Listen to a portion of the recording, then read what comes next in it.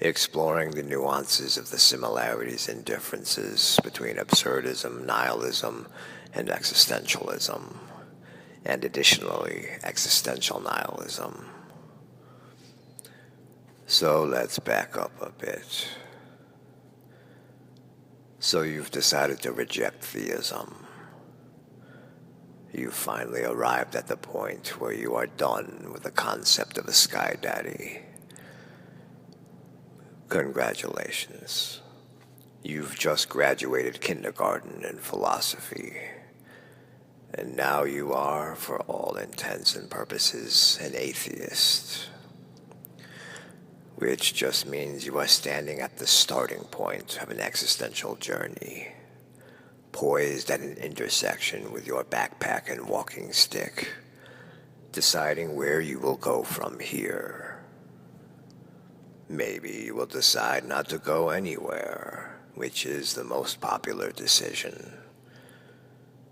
Indeed, the starting point is a crowded area with many people who have taken up permanent camp there. And they will not go anywhere from here for the duration of their lives.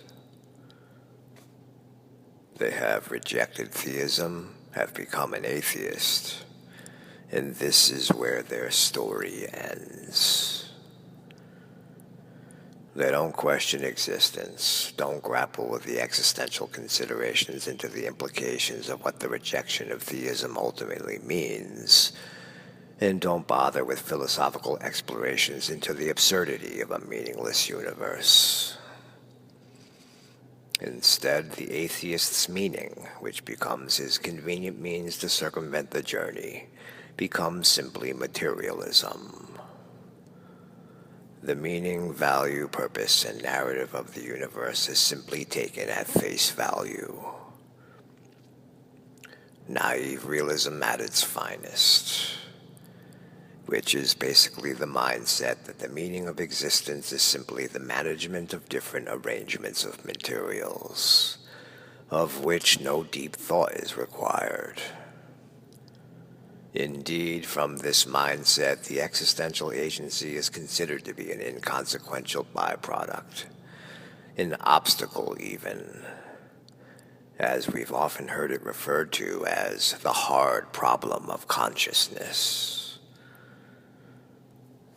This is where the existential agency is relegated to being a physical substance, that the measure of our existence can be reduced to a chemical, or to some other type of externalized material source. Not many realize it, but this position is basically a crude form of pantheism.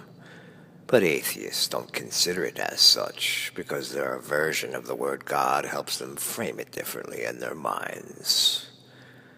But really, is it any different? If one believes they are a product of some type of function of a universe, and that this universe is the source of all material manifestations, then this attributes some aspect of the universe as the producer of existence. And it matters not if it was a random event, not helmed by any mythological intelligent deity or any other kind of theological designer. This is still essentially pantheism. It's just not labeled as such, nor ever spoken about. An atheist may counter these suggestions by thinking that they don't know anything for certain, and are perfectly okay with not knowing. And indeed, ignorance can be bliss, if one is content with being a simpleton, who neither finds any utility in probing into things beyond the surface, nor any engagement by exploring, questioning, and observing reality beyond the shallows of superficial appearances. This is a very nearsighted, myopic mode of being, not much different than animal consciousness, which often morphs into simple hedonism. Eat, drink, shit, piss, fuck, and sleep, and that's it. Is this really the end result of where science leads? Is the aim of science to reduce everything to the most unremarkable, mundane explanation possible, so we can pursue bestial desires and then call this uncertainty? To be confident in the fact that we are nothing more than material phenomena doesn't sound very uncertain to me. As if chalking off existence to something called material phenomena actually means anything, or provides a satisfying answer to philosophical inquiry. If you are really uncertain, then you cannot be confident in the substantiality of the assumed material phenomena, no matter how many times you can demonstrate something by experiment, test, and retest. And what about when science implies that the senses do not convey the truest representation of what is appearing to be actually there? Uh-oh. This might require some philosophy. And yes, to the atheist, philosophy is not worth anything either, and is relegated to the same status as religion, despite the fact that science is applied philosophy. Because if philosophy is explored, then it means leaving the safety and security of the starting point, and to step into the unknown, which can be a terrifying prospect to those who are attached to being stagnant. Now some may say, what's wrong with ignorance is bliss? If enlightenment involves a rediscovery of innocence of sorts, then isn't the atheist's non-start achieving this end? No, because this position is still a false conditioned position, because it externalizes reality and casts responsibility elsewhere, onto illusory appearances, of which doesn't necessitate exploring the source of attention, which means this position is still a delusion. Lucidity involves becoming aware of the source of projected reality, not relaxing into a deluded idea that the dream world exists at face value. Now if, on the other hand, the atheist takes a step forward and moves beyond the starting point, then he begins his existential journey, and will soon find himself confronted by a universe without any objective meaning, value, purpose, or narrative. This is where the atheist now becomes an absurdist. For the conflict and shock that arises when an existential agency that naturally seeks to find meaning to life confronts a medium where there is none to be found externally is indeed the epitome of absurd, which often makes a journeyman question the futility and silliness of leading a life of mundane routine. This is where the existential crisis begins, and anger, depression, anxiety, angst, and despair can often set in. And this is understandable, for people are usually not ready for this confrontation, nor have any experience with navigating its waters.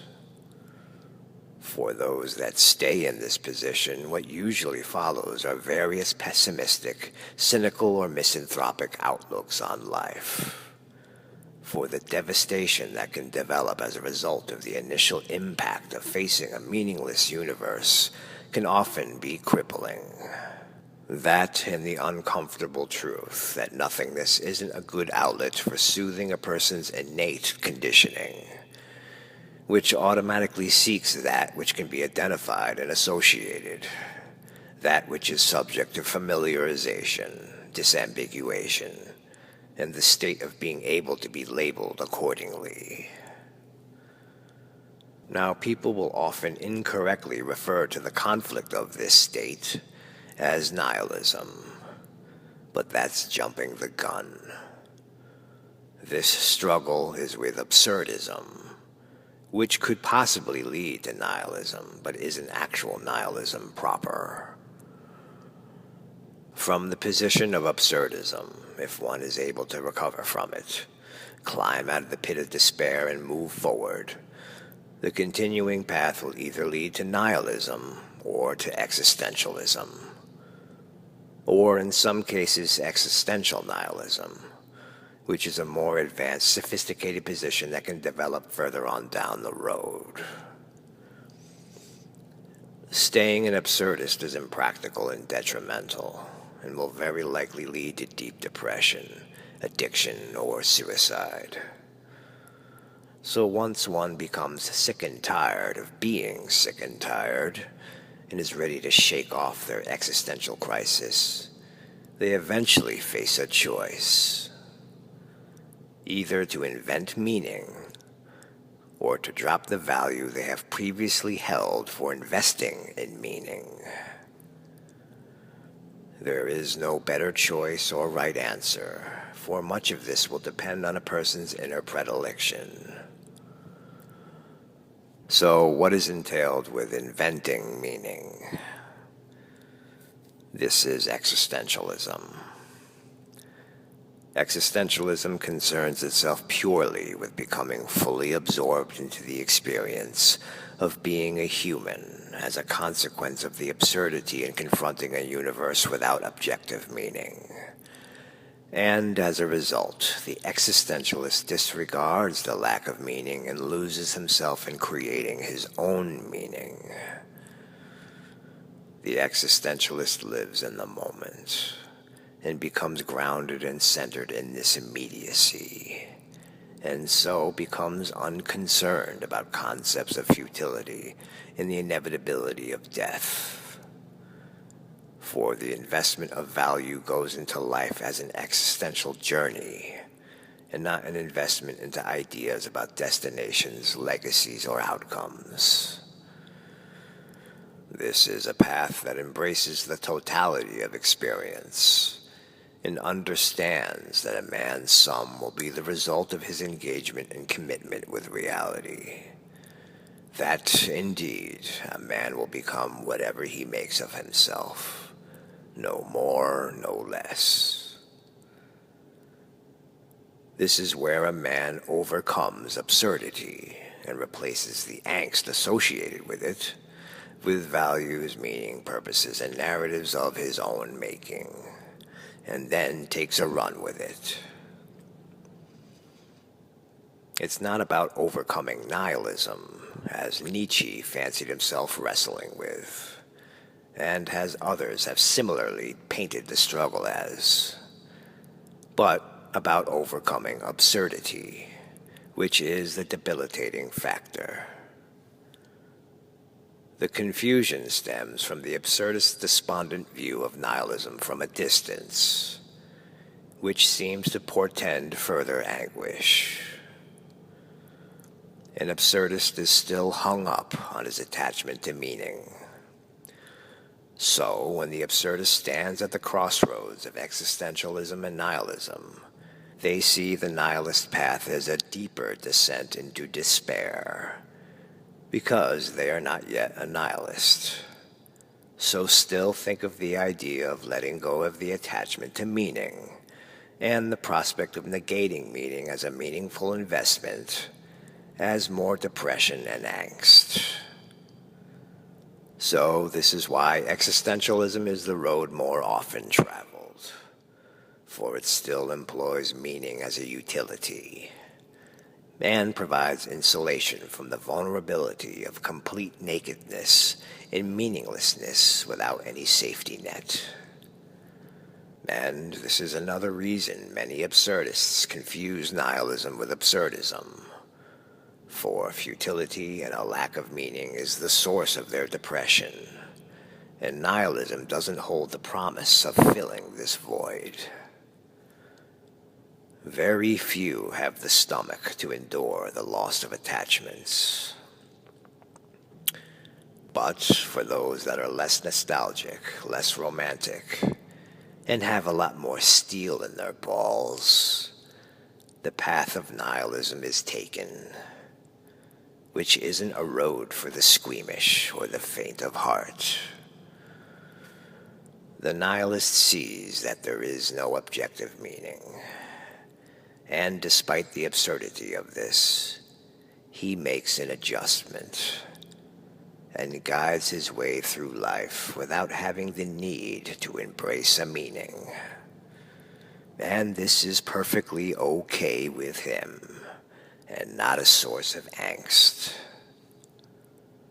Nihilism is the path for those that are seeking to know the raw truth of reality and are not afraid of letting go or of detachment. The nihilist is comfortable with uncertainty, futility, and a lack of meaning, and isn't compelled to mitigate this state because it isn't a source of pain or suffering to begin with. Quite contrary, the nihilist finds peace and freedom in the absence of these heavy burdens that only previously served to weigh him down.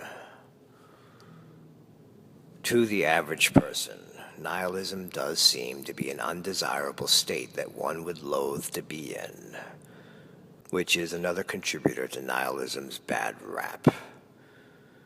But this is only because, much like the absurdist, the average person is also caught up in the investments into meaning and thinks them to be of crucial importance. But meaning isn't an integral ingredient to an existence. It is a foreign installation, an optional attachment that really only serves as a crutch. And finally, sometimes an absurdist will take the middle path between nihilism and existentialism and become an existential nihilist. The existential nihilist is one who acknowledges the paradoxical absurdity of the lack of objective meaning, is okay without having to have a meaning, but nevertheless finds some value in creating meaning, without losing sight of the fact that this meaning is merely a construct, and so he doesn't lose himself in it. Yet he is still able to utilize it for his purposes. Of all the different styles of nihilism, existential nihilism is the most talked about, and the most subscribed to by contemporary philosophers. And it's the position that makes most sense and should be a fundamental principle of nihilism. Because although the nihilist can adjust and find a way through life without investing into subjective applications, to actually do so to an extreme is a little stringent, and perhaps taking the implications of nihilism too far. Even though we are engulfed in illusion, we should still be mindful to awareness. And, dare I say, express love. And when I say love, I don't mean attachment or desperate dependency. That is desire, not real love. Love is real because it endures beyond attachment. Real love loves so much it cannot grasp, restrict, nor transgress the freedom of awareness for the sake of selfish desire. Nihilism is a good tool for shattering false attachments that are bogging us down. But we don't need to be so heavy-handed and take it so far that we are denying our own awareness and its utility as a wellspring for the outpouring of love that can heal all wounds. This is a silly use of skepticism. At the very least, you know you are aware, and you really can't say any more than that. And it appears that there are other perspectives that are aware also. And although you can't be certain of that, you can't deny your own experience. And so, knowing this, you should be loving and kind to yourself and others, because the experience of the existential agent is the only real thing that composes an existence. And if you want to be stubborn and deny your own existence, then who, may I ask, is making this denial?